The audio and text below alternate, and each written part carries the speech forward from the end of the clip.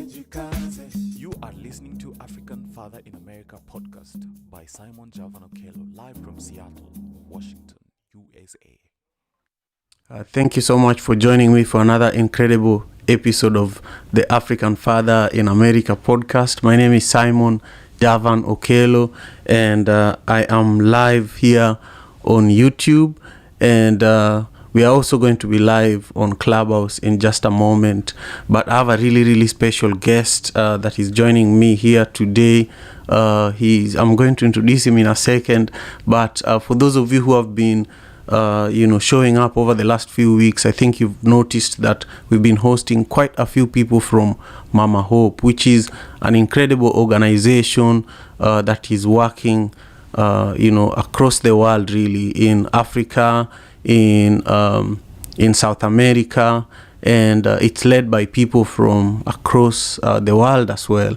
So today, one of the beneficiaries of Mama Hope and one of the leaders from Kisumu, who is also doing great work over there, is going to share with us some of the reasons why he loves the current campaign that Mama Hope is doing.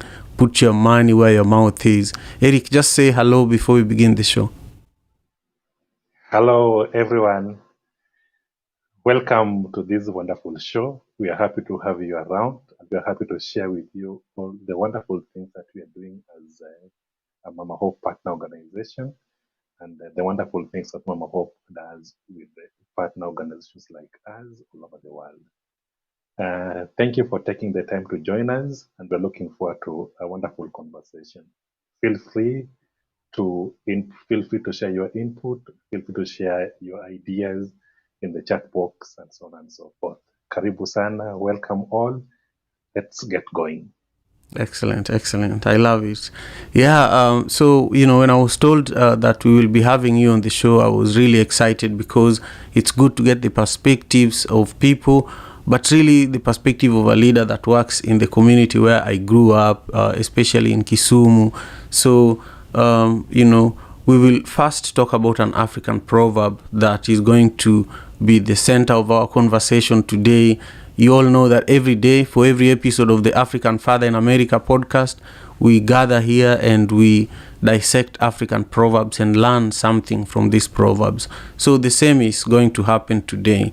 And our proverb today is from Ghana, and it says, "A crab does not give birth to a bird.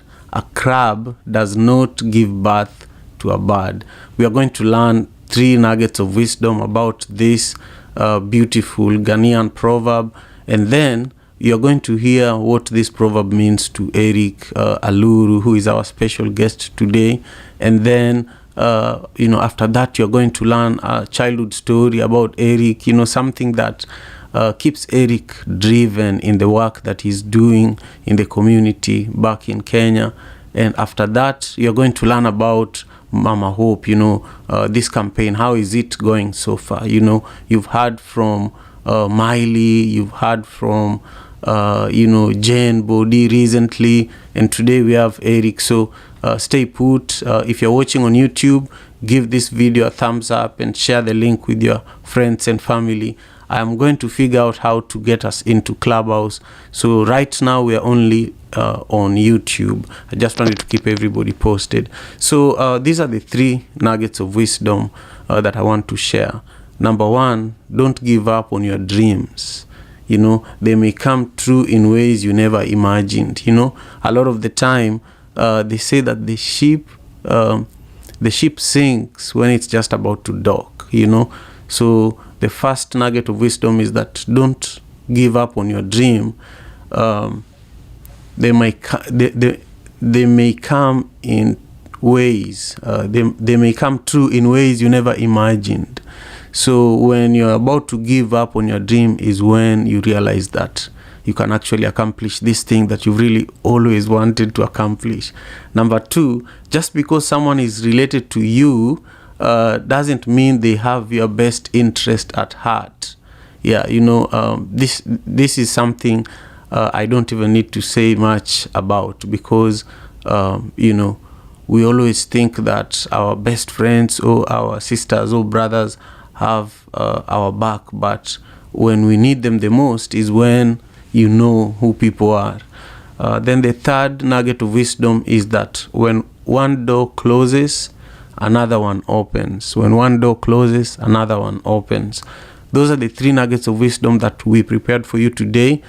For now, I want to go to my guest so that we can learn just a little more from Eric Aluru. I want to give a shout out to Masha Mutisi, who is joining us on YouTube. Masha is a great Zimbabwean sister that is always supporting this show and a lot of things that we do in the community. Eric, I just want you to take a minute, introduce yourself, well, let people know, why you're passionate about this work that you're doing in Kisumu. And then I also want you to, talk about your own interpretation of today's proverb. A crab does not give birth to a bird. This is from Ghana. Thank you. Thank you so much, Simon. And once again, thank you to the audience, those who have taken time to join us. It is wonderful. We don't take it for granted. First things first, my name is Eric Ochieng Aluru. I'm from Kisumu in Western Kenya. Kisumu is the third largest city in Kenya. This is where I was born and I was raised in this city. I schooled around the city right from my primary school to secondary school. But I moved outside the city a little bit to another town about 90 kilometers east of Kisumu, that is Eldoret. That is where I went to college. Personally, I'm married and I'm blessed with 3 children, one boy and 2 girls. I'm currently working with an organization that is called Our Lady of Perpetual Support for people living with AIDS and orphans. I work with this organization because I'm part of this organization's history. And that one I think I'm going to share later. But right now, that is basic about me. And the reason why I'm so much passionate about the work that I'm doing currently is simply because, just like I have stated, that I have a special history with this organization based on how I grew up, how I came to know about OLPS, and finally how OLPS impacted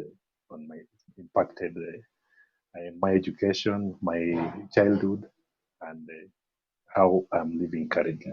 So that is basic about me. I'm happy to be here. So as far as the proverb, today's proverb is concerned, that is, a crab does not give birth to a bird. That's a Ghanaian proverb. First of all, I think I like the choice of 2 animals that have been used in this particular proverb. That is a crab and a bird. I like them in the sense that these are 2 animals that live completely in 2 different ecosystems. One is in water and one is airborne. And that actually shows that at least they have a different context. Their lives are determined by completely different scenarios.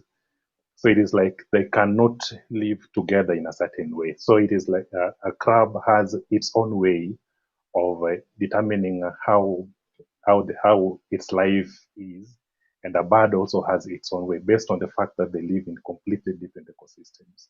And what it means to what this particular proverb, I think the choice of those birds were just perfect. It was very philosophical.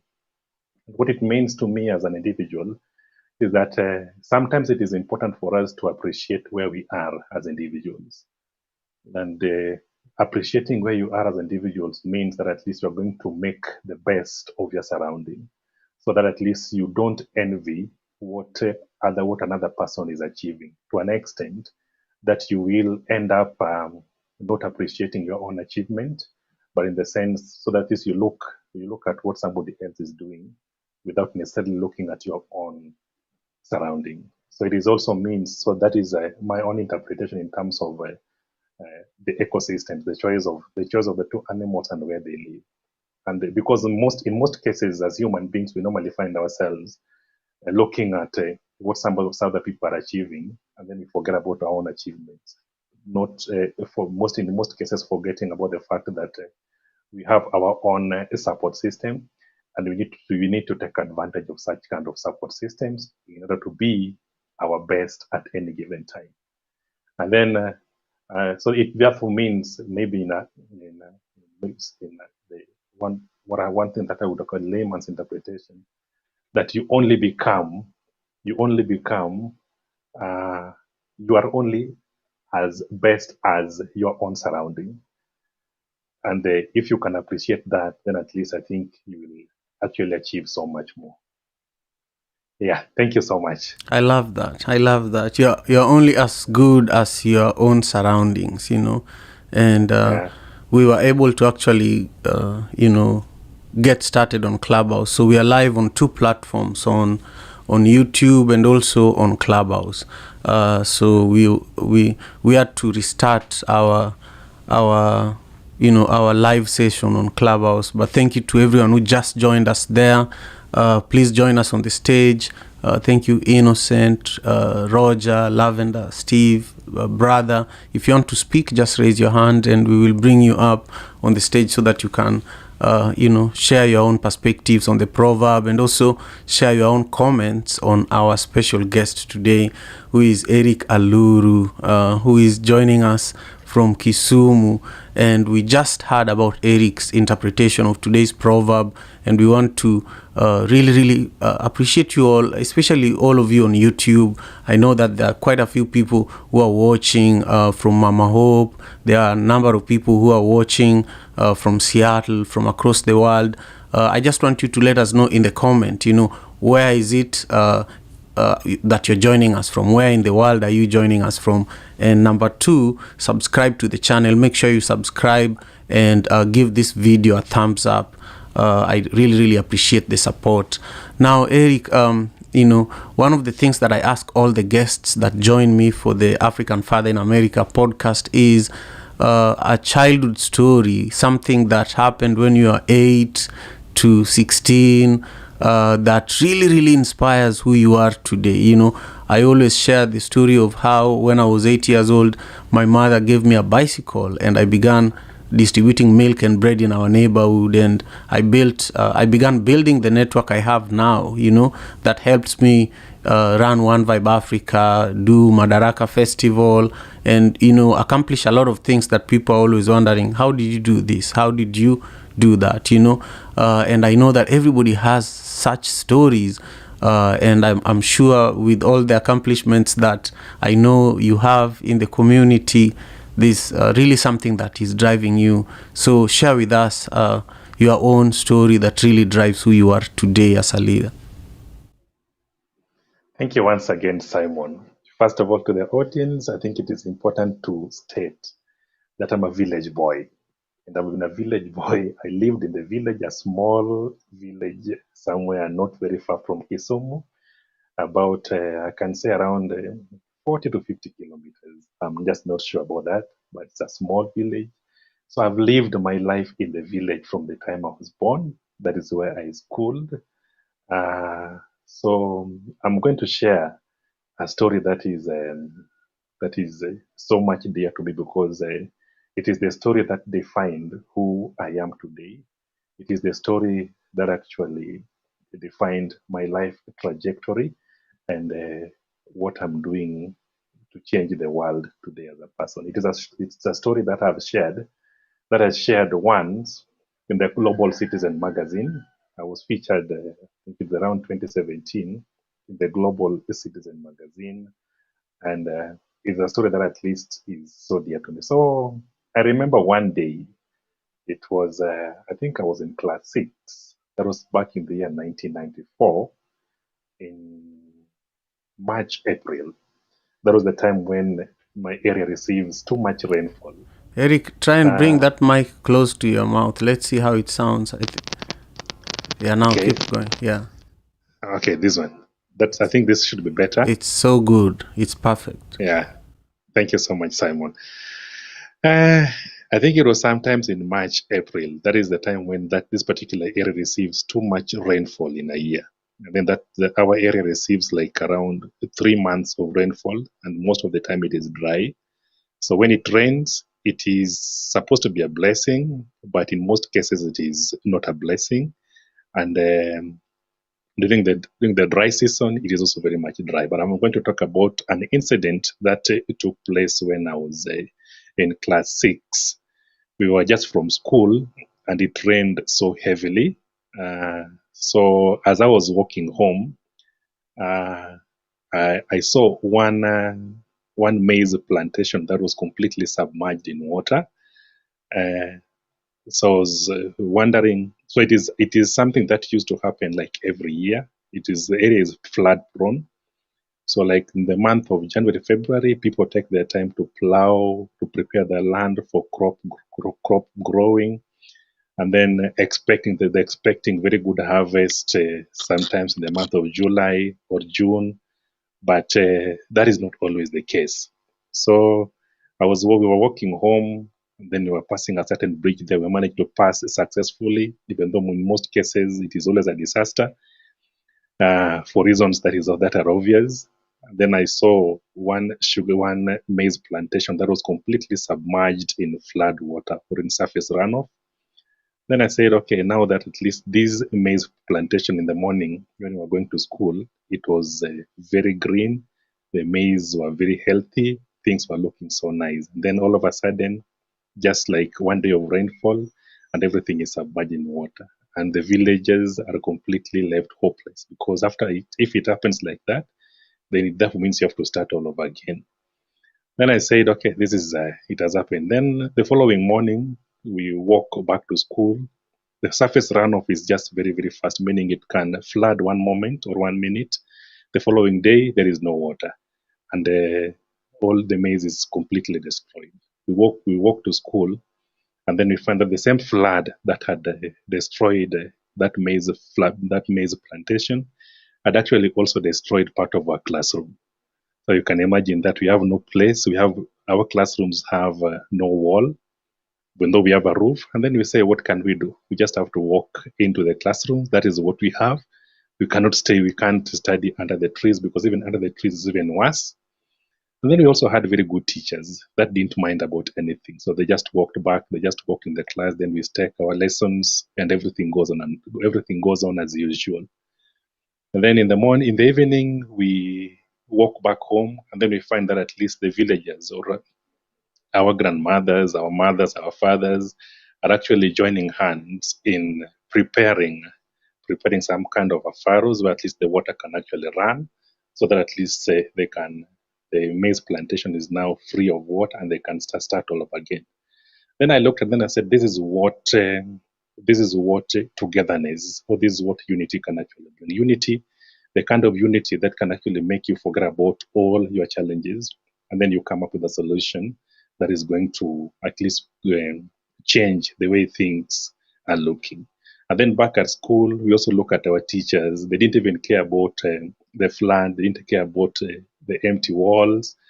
Everybody just walks in, then they say, this is where we are. We just have to come up with something that is going to make life as normal as possible. I think that is something that actually changed the way I look at things to date. I look at things to date in the sense that at least I don't focus on what has happened, but at least we work together as a community. We have to find a solution. So if it is the floods that have actually destroyed your maize crop, then what can you do about it? You come together as a community, and then you say, let us dig some furrows, let us dig some trenches, so that is the water can flow freely, and our maize crops can be free of surface runoff in case it rains again. And then back in school, to all the pupils together with the teachers, we also find a way. How can we repair the walls so that at least tomorrow we have a wall around us and we can continue with our studies and so on. I think that is what actually shaped my idea about what we are going to talk about today in terms of community-led development. It is actually what it means to come together as a community so that at least all of you can change the way life looks like. All of you can change the challenges that you face, and all of you can tackle all those things. So that is basically that is a life. That's a childhood experience that actually shaped the way I think, shaped the way I look at things around me, and it has actually impacted on me positively because I don't always focus on life challenges. Or even if I have challenges, I use them as opportunities so that at least I can see how well we can actually jump out of that particular challenge to make life as normal as possible. We live it one day at a time. Thank you so much. That's incredible, my friend. Yeah, you're giving me so much hope right now, and really really inspiring me because I always feel hopeful, but sometimes I feel hopeless. Sometime when you've been hopeful for such a long time and you don't hear other hopeful people, it really it makes you hopeless.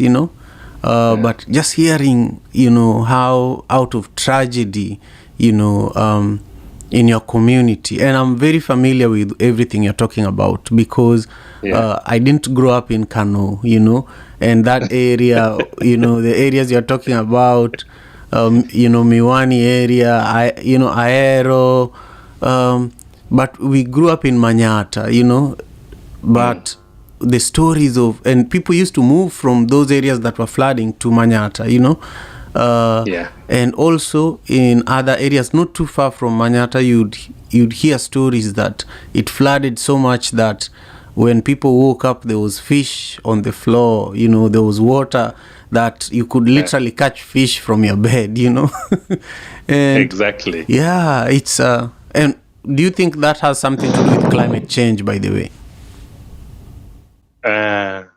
Climate change is a big topic right now, and I think it is something that is. So, if you look at all the signs and symptoms of climate change, then flood is one of them. Flooding is one of them because climate change is just basically some changes, drastic changes in the weather patterns and the climatic conditions. Yeah. So areas that didn't that were not receiving too much rainfall are just basically receiving too much rainfall all of a sudden because of changes in the atmosphere. And so I think it has something to do with climate change. Yeah, that's right. That's right. Anyway, for those who are joining us on YouTube, thank you so much. And those who are joining us on Clubhouse, thank you so much. Take a moment if you're on Clubhouse, paying 3 to 5 people to join us for this conversation. If you haven't followed me on Clubhouse, please do so. And if you're on YouTube, I want you to make sure you subscribe to the channel and also let us know what you think about this proverb. The proverb for today is from Ghana, and it says a crab does not give birth to a bird. And our conversation is really really getting exciting. We talked about the 3 nuggets of wisdom at the beginning of the conversation. We talked about Eric's understanding of this proverb, and then we talked about his childhood story, something that keeps him driven, and now we want to talk about put your money where your mouth is. Put your money where your mouth is. Eric, tell us what this is, why it's important to you, and what you want each person that is watching to do.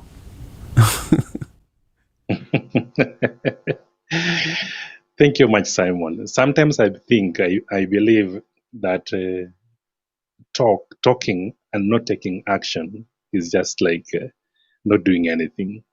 So I think Mama Hope currently is doing something that is incredible in terms of championing community-led development. It is like supporting communities to lead their own initiatives.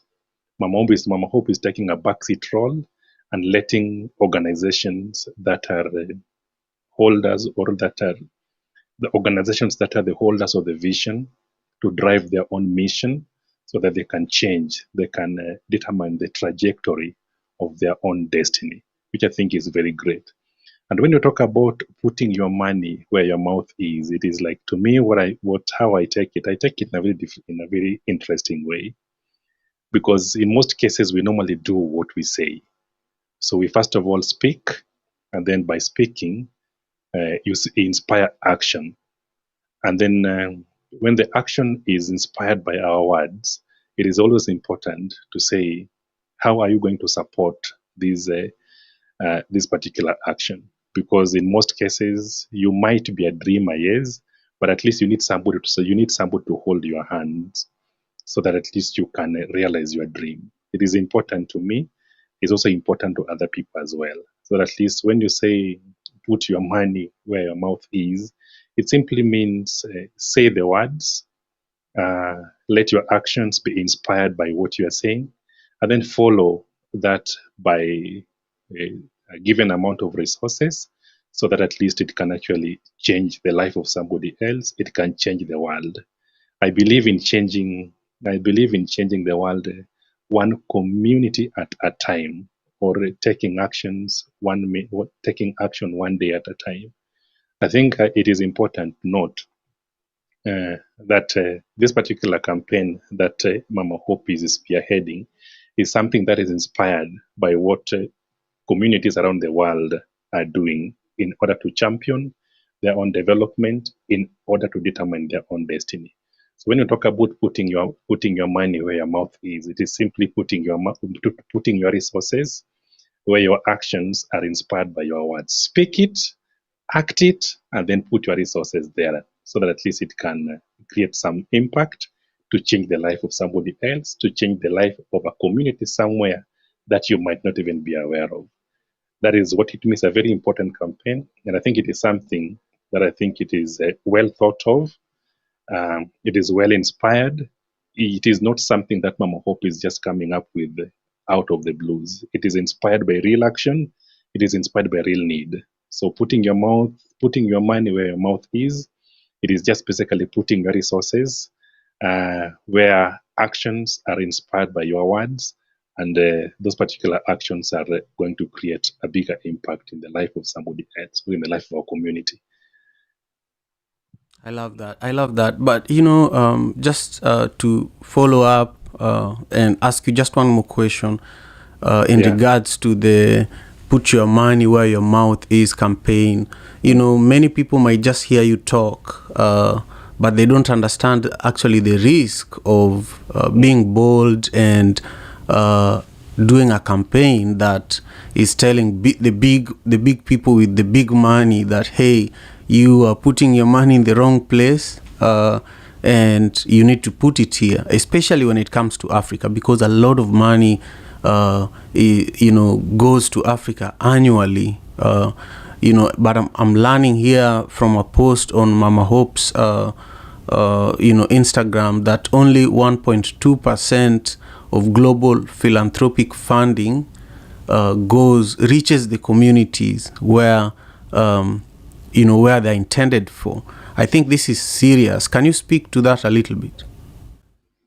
Yeah, I think it is something that has been happening, and I'm very happy it is changing. The conversation is going on because I think most big philanthropies, let me just say big philanthropies in quotes, uh, in most cases, most of them have been using what is called intermediaries to reach the communities. These intermediaries, in most cases, uh, end up using, like, for example, 80% of those resources. So there's like only 20% might actually reach the beneficiary community, which is something that is changing because it is a conversation that has been going on, I think, for the last 10 years, where most donors are now realizing that the communities are the champions of their own development. They know where the money is supposed to go to. So it is like when you use an intermediary. For example, we have an organization based in Kisumu, and there is an intermediary based in Nairobi that does not even understand what is happening in Kisumu. And then we have a philanthropy organization based in the US that is sending the money to Nairobi, and then the money trickles down to Kisumu. By the time the money reaches Kisumu, it is like only like 20% of that, only 20% of that money is actually in Kisumu, where the real need is. While 80% of that particular money has been used up in Nairobi, where there is no real need. So it is important that at least we note that this particular conversation, it has been going on, and I'm very happy. Most of the forums where I've been, I've had people talk about channeling resources direct into the communities. whereby we empower organizations, we empower individuals in ways that will make them have the capacity to implement their own initiatives. So you give them the money that they need, the resources that they need, so that they can actually direct that money to where it is needed most, rather than using intermediaries. So it is like Right. when you talk about the big corporate donors, for example, I think it is something that they're doing. But I like the model that Mama Hope is using. Right. Mama Hope So is not using. So I want us to talk about that, and I want Uh, us to use your own project as an example. Tell yeah, us, the project that Mama Hope gave you funding for, that you're most proud about, and how it's going, and then share with everyone who is watching where they can go in order to support the current campaign that Mama Hope is doing to continue supporting your work. yeah. Uh, First of all, I think it is important to know that at least we have been working with Mama Hope since 2016 to date. So Mama Hope is one of our longest partners as OLPS. And the way Mama Hope works with OLPS is Mama Hope works with OLPS to identify a particular project. And then Mama Hope does not fund this particular project directly. Mama Hope supports the organization that like OLPS to raise extra income, so that this extra income, so that at least if Mama Hope gives OLPS an X amount of money, then maybe in the 1 or 2 years, Mama Hope expects this money to grow. So we use what is called a sustainable model funding, whereby it is Mama Hope's funds a social enterprise, and then this particular social enterprise, OLPS, uses it to raise money or to generate OLPS local income. And then this local income supports a specific initiative. An example is the Rescue Center. So we have a rescue center for children. So Mama Hope supported OLPS Rescue Center for 1 year. And then this 1 year, Mama Hope worked with OLPS to establish what is called the social enterprises, so that in the absence of Mama Hope, OLPS can still operate the rescue center without necessarily relying on Mama Hope for funding, which I think is very great. So it is the Mama Hope identified that OLPS is an organization that can actually lead its own development agenda. So what Mama Hope does is basically just to complement the efforts of Our Lady of Perpetual Support, that is OLPS. And then with that, OLPS as an organization now feels strengthened because a partner organization has actually identified that we just don't need funding forever, but we need support one time, so that at least the next minute we have our own local income that can support our own initiatives. So now a very good example is the Rescue Center that has been in operation since the year 2014. And this Rescue Center, OLPS, has a sustainable farm where we grow farm crops. We sell the farm crops to local business men and women, and then the income that we get from the farm, we use it to take care of children at the OLPS Rescue Center. And then besides the farm, we also have a tailoring shop that focuses on making school uniforms. So Mama Hope helped OLPS to establish the tailoring shop, the sustainable farm, and then all these initiatives OLPS uses to generate local income. And then after that, then we have the projects to continue. I think that is something very great, because that is the model that Mama Hope uses, and it is a model that is proving to be very sustainable. It's a model that recognizes the efforts and the capacity of the partner organization.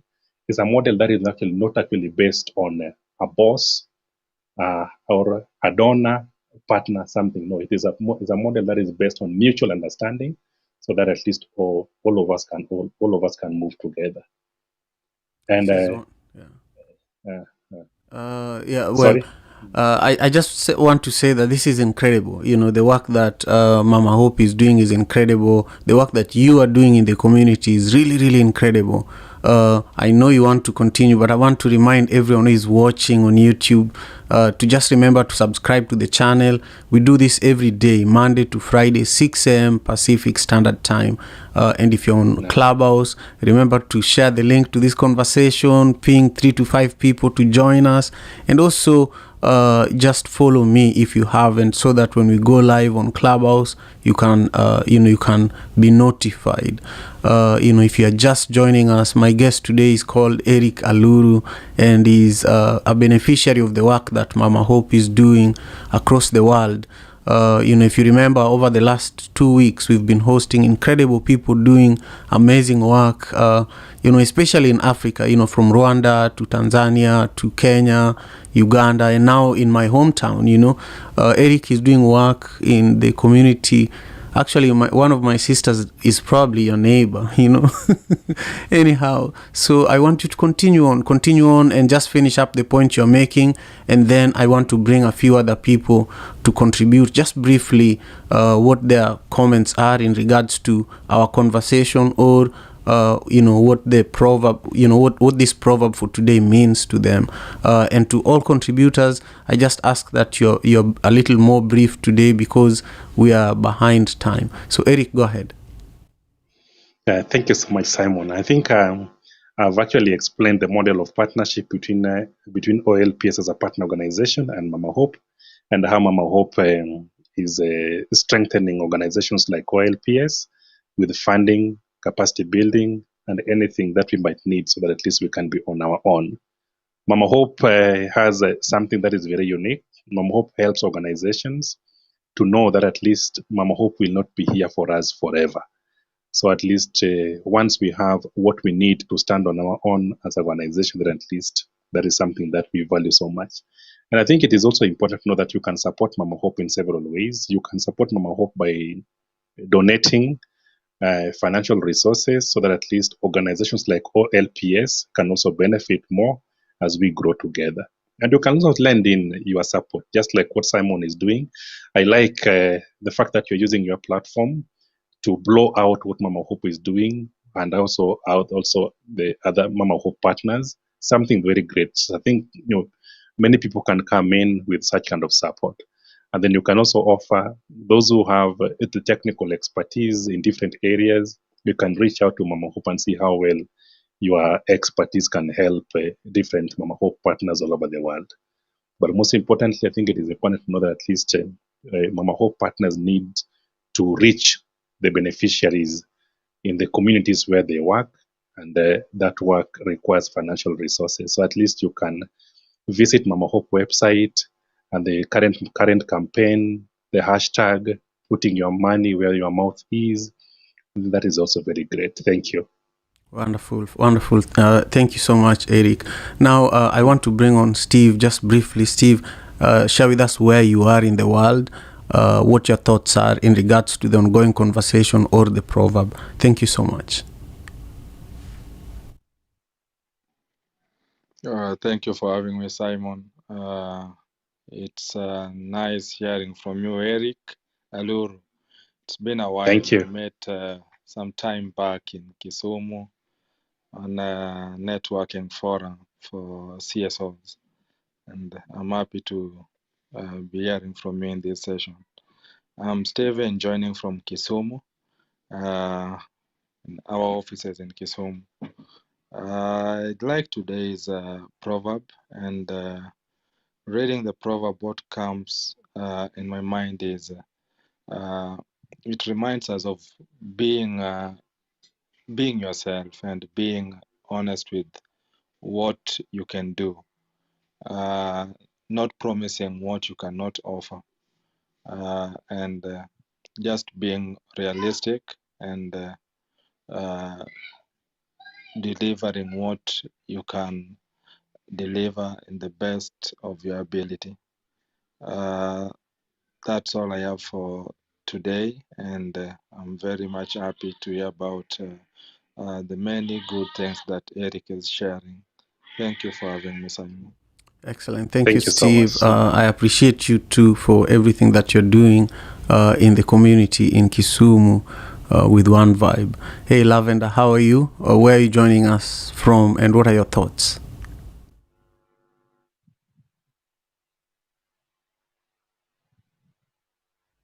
Okay, we'll come back to Lavender. Hey, go ahead. Hi, Simon. Thank you. Eric, it's amazing to hear from you.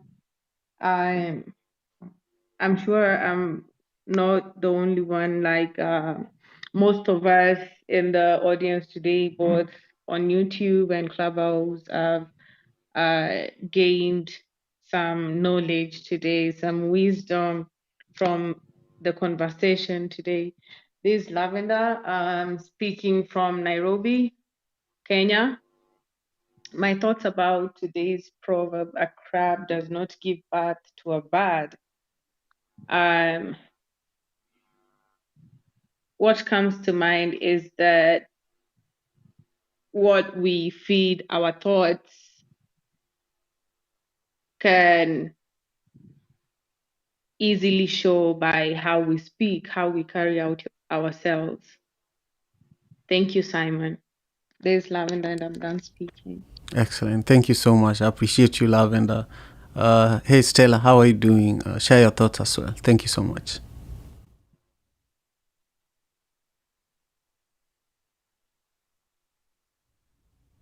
Okay, we'll come back to you, Stella. We'll go to Brother Earth. Hey, Brother Earth, how are you? Where are you joining us from? And what do you think of today's proverb or conversation? Peace and love, family. It's Brother Earth. I'm coming from the North Carolina territory, and I'm gonna definitely go back and listen to the replay on this because I had a lot going on in my background, and I didn't really get to tune in on what was said. But what I will say is, as far as put your money where your mouth is, I had a partner of mine that was in the Nation of Islam, and he said one of the things that Farrakhan taught was a lot of people say, I'm with you, I'm following you. But then if you see what they do with their money, they not really support it. But he said when a person put their money behind what they say they support, then it's genuine because it's a whole new degree when somebody put their money into it. Actions speak louder than words, and where you put your money at is one of the loudest actions that you can make. And as far as the proverb, when I look at that, what it makes me think of is what you see is what you get. It's been a few times, different situations. I might have like for instance, I done went into a relationship on potential. You know, I see what it is right now, and in my mind, well, later on down the line, it could be this, or it could be that, or let me get a piece of furniture home. I'm gonna take it home and work on it and make it so much better. And a lot of times, I never got around to doing what I said I was gonna do. So it's not taking something on the potential, but accepting it as it is. And I park my plane right there, brother Earth. Peace and love, family. Thank you. Thank you so much, Brother Earth. I love your perspective as well. Let's go to Dr. Latanya. How are you doing today, Dr. Latanya? Share your thoughts in regards to today's conversation. Thank you so much. Good morning, Simon, and I'm enjoying everything that I'm hearing. My thoughts for today goes towards aggression versus mild-manneredness, and I'll share that a soft answer or a mild spirit can calm someone that's aggressive, but a person that's aggressive and harsh in nature can never calm anyone else that's aggressive. And crabs have a tendency to pull down and tear down and be by themselves. Birds are usually flocking with other birds that are just like them, or where they're happy, they're chirping, they're singing. Crabs are busy being aggressive and fighting somebody else to get what they want. So a crab can never produce a bird. So I'll land right there as well. Yeah, that's great. I love that. Thank you so much. I appreciate you taking your time to be here with us today. Hey, Latanja, how are you doing? I hope you're doing well. Share with us your thoughts as well and where you're joining us from today. Thank you. Good day, Simon. I'm doing pretty well, and thanks for having me. I'm from Marietta, Georgia, and congratulations, Eric, with the Mama Hope. I love the sustainable model that you brought up when it talks about mutual understanding because my take on the proverb, a crab does not give birth to a bird, it makes me think about the birth of a nation offers much for the concept of it takes a village to raise a child. In order to replenish the earth, it doesn't matter that you didn't give birth. Sharing your wisdom is the way to build a stronger kingdom. And I'll land there. Excellent. Thank you so much. I appreciate you as well for your continued support for the African Father in America podcast. We've had you as a guest, but you've also supported our efforts for a long time. So I just appreciate you so much. We have Kiden who is going to speak next. So hey Kiden, how are you? Thanks again for your support. Share your perspectives as well, please. Thank you, Simon. Good morning, everyone. I'm Keaton, joining you guys from Florida, South Florida. I really appreciate the insight that Eric shared. I agree with brother, like I have to go back and replay because I feel like there was a lot of nuggets dropped in there. So I appreciate that a lot today. My take on the proverb, a crab does not give birth to a bird. It makes me think about like banks and like he was saying, programs that offer funding to like initiatives and organizations. Like just because we are given funding, that doesn't mean that we're also empowered like on the skill side of stuff. So just because you get funding, that doesn't mean that you're going to be successful or everything's going to work out. Like there still has to be a level of development on the other side, and like developing your skills and the project that you have. So it kind of makes me think about that. I'll land there. Thank you again, Simon. Wonderful. Thank you so much. I just love everyone's contribution. And I was literally just thinking to myself that I love doing what I do here with the Daily African Proverbs, with the African Father in America podcast. And I'm proud of it. And I love all our guests and our friends and our community members who consistently support what we are doing, So for that reason, I want to give a quick shout out to Hao Yang, who has been an amazing supporter of the work we do from a long time ago, from the very beginning, like 2 years ago. So thank you for joining us today. And my brother Andrew Brian Bennett, who has also been an incredible supporter of the work we do, has introduced us to really, really amazing leaders across the African diaspora. And also Roger, who is joining us from Singapore, another amazing supporter, and also AM. If those people I'm mentioning are with us on Clubhouse, I deeply appreciate it. Now, to those who are on YouTube, we have so many people on YouTube today. I'm just going to give a few people quick shout outs. I see Karen, thank you for joining us. And I see your comments. I can't read all of them, but I just want to say thank you. Of course, I see John Wara and Barnabas Alego. I think you have a few friends here, Eric, who are also joining us here. And we also have a number of people from Mama Hope. Thank you all for being here. Please make sure you subscribe to the YouTube channel, and also give this video a thumbs up. If you look at some of our recent videos, you'll find really, really amazing content.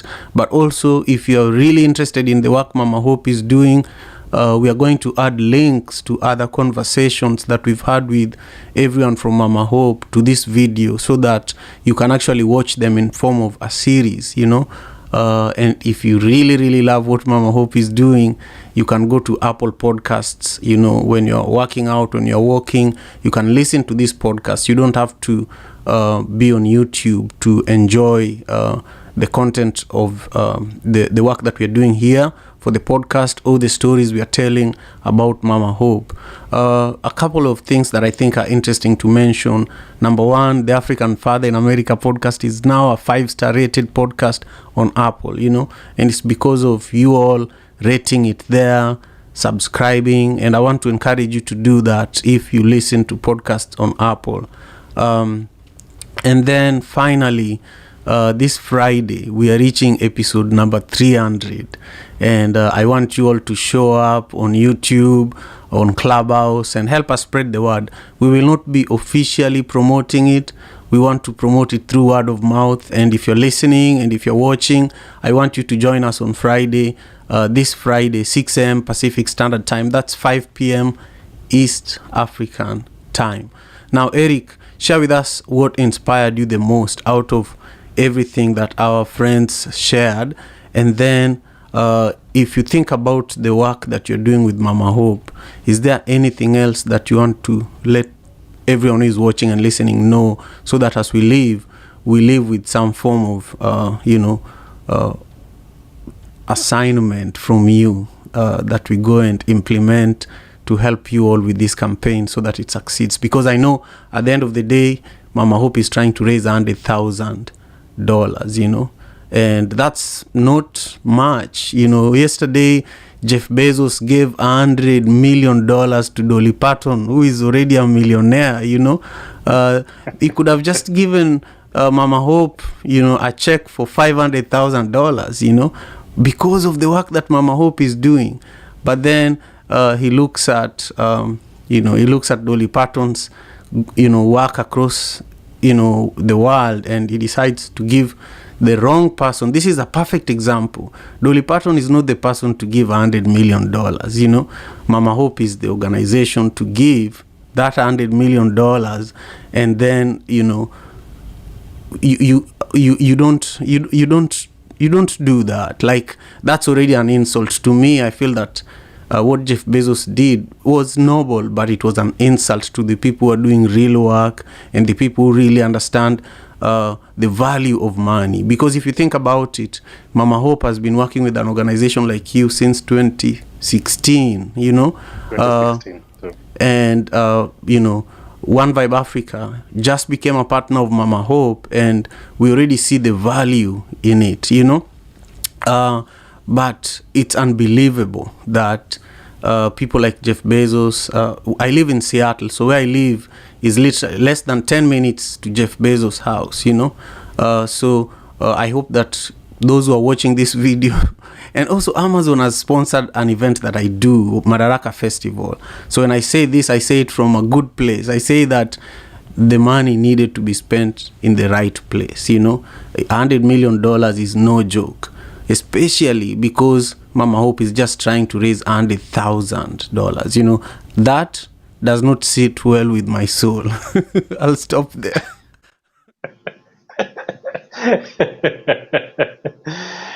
Yeah, it is always good to speak your mind.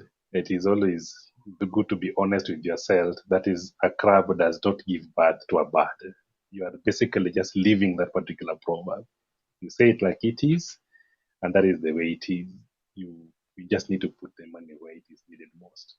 But at the same time, that is Jeff Bezos' money, and according to him, that is where he feels the money is supposed to go. We appreciate, even though Dolly Parton is a human being, probably she needs that money too. Yeah, that's Yeah. the kindness of you being an African. It's the kindness that we've always extended to our oppressors, and also people who are literally taking food out of our mouth.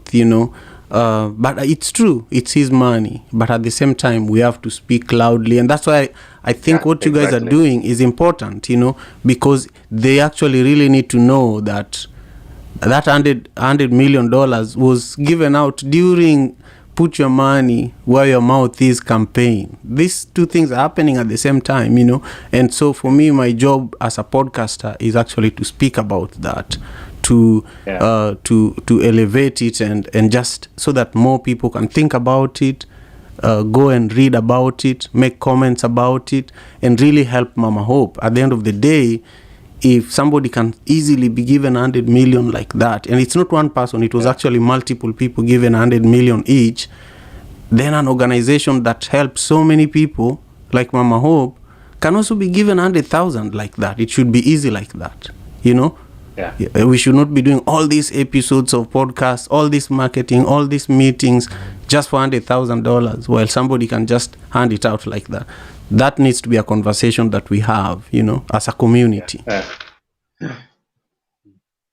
So thank you so much, and I would like to appreciate those who have taken their time to give their comments via the Clubhouse and also by YouTube. I'm happy that you mentioned a few names that are very familiar to me. Barnabas, John, those are people.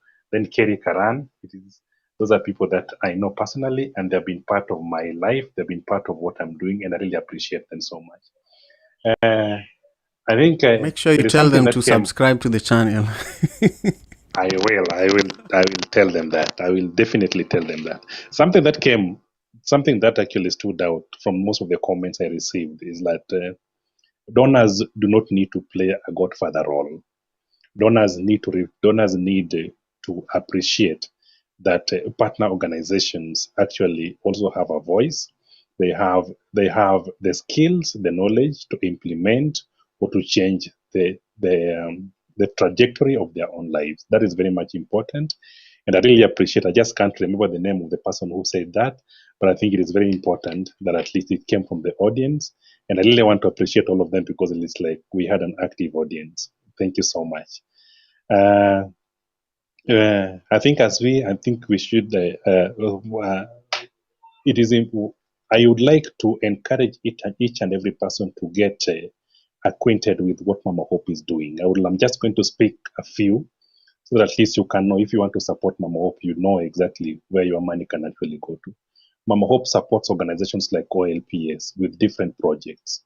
So one of the things that you can actually do as an individual is at least there is the Mama Hope supports organizations that have schools, like OLPS is currently building a school that will be offering education to 450 learners at any given time. And these are not just learners, these are learners with special needs. These are learners who cannot actually fit in a typical classroom. They need that one-on-one attention that they cannot get anywhere. So that is one unique model that OLPS is doing. And that is a unique model that Mama Hope is supporting OLPS to implement. I think it is something that is very great. So if you are looking forward to support Mama Hope, you can support such kind of initiatives. There are also projects in Guatemala. There are projects in Uganda. There are projects in Tanzania. I think these are amazing projects that Mama Hope is implementing. Most of them are community-led initiatives that are working with members of the communities to champion their own development. Something that is so great. There are wash initiative, that is water and sanitation for health, the school projects, and most importantly, it is important to know that at least Mama Hope uses what is called sustainable model to funding. They are looking into the future. They are looking to grow. For example, if Mama Hope gives $1, I'm very happy to note that if Mama Hope gives $1, this $1 is the partner organization will actually multiply this $1, so that in the next like 1 year or 2 years, it will be $2, and will be benefiting like 2 or more 3 people. There is a beautiful model that I think everyone should actually be looking forward to be associating with. Yeah. So I think that is very great. That is the work that OLPS is doing with Mama Hope, and that is like all other partners that are everywhere. I cannot speak for all of them, but I think it is important just to give them a shout out. Right. And they are kind of amazing work that they're doing, so that at least people can get a chance to visit Mama Hope website. That is mamahope.org.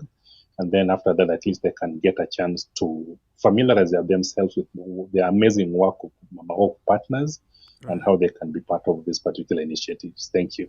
Of course. Thank you again. We've arrived at the tail end of our conversation today, and Eric, you've been such a wonderful guest.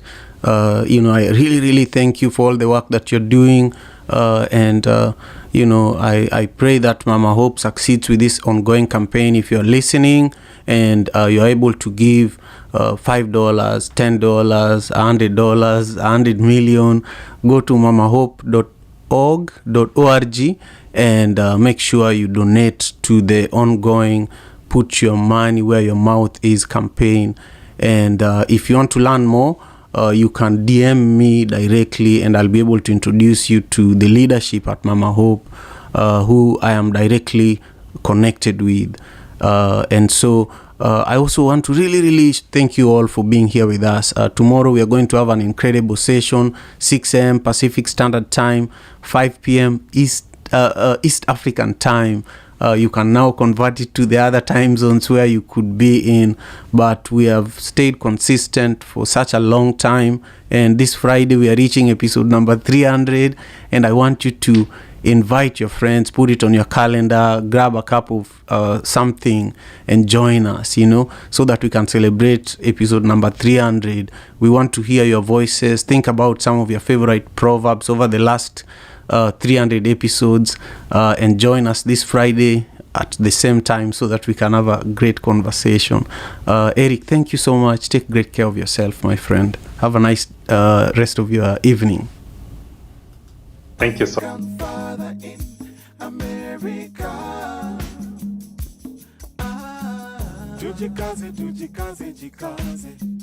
Tujikaze, tujikaze, jikaze. African father in America. Tujikaze, tujikaze, jikaze. You are listening to African Father in America podcast by Simon Javan Okello, live from Seattle, Washington.